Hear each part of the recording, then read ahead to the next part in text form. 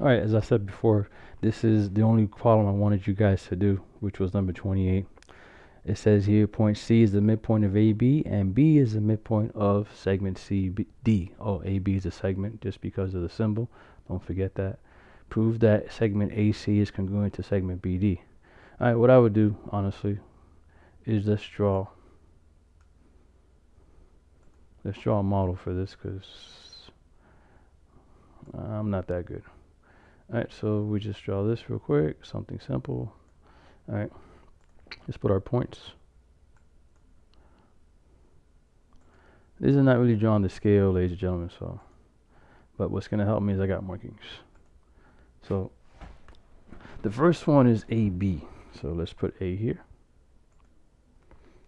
A, capital. We'll put that here. And this one's going to be B.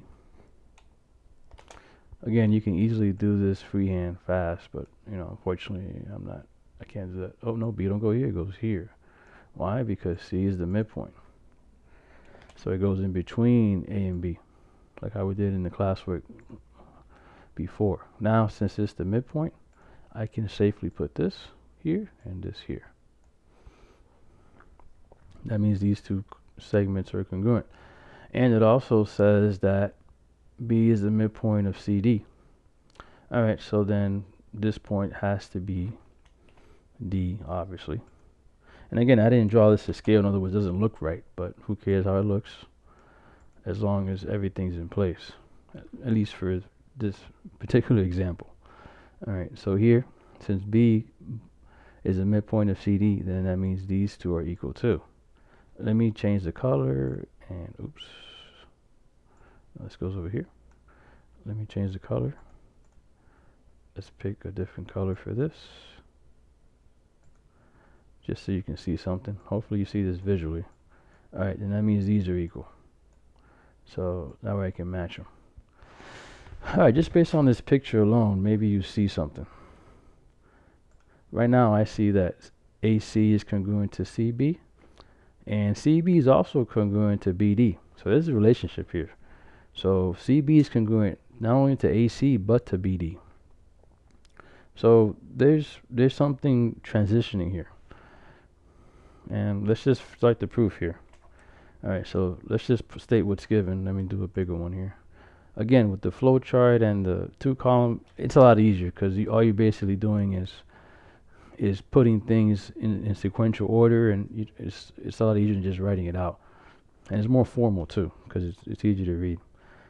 Alright, so for this one, the given part is, again, I'm doing it this way. It doesn't have to write it this way. Since point C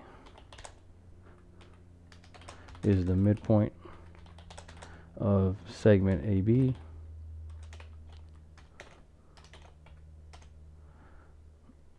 thus, or then, however you want to say it, then segment AC is congruent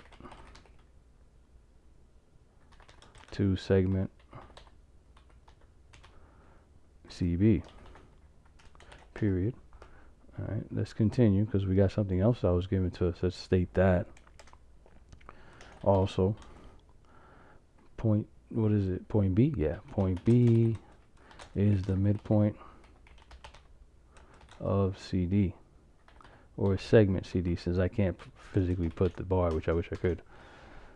And then I'll just put here thus, or then, however you want to say it. Then segment CB is congruent to segment BD, correct. Now, to finish this off, there's something called transitive property, and I want you to look that up.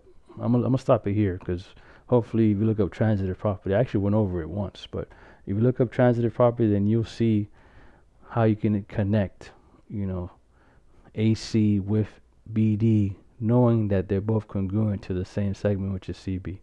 So just look up transitive property, and then that way you can prove that AC is congruent to BD. All right. See you in the next video, guys. Thank you.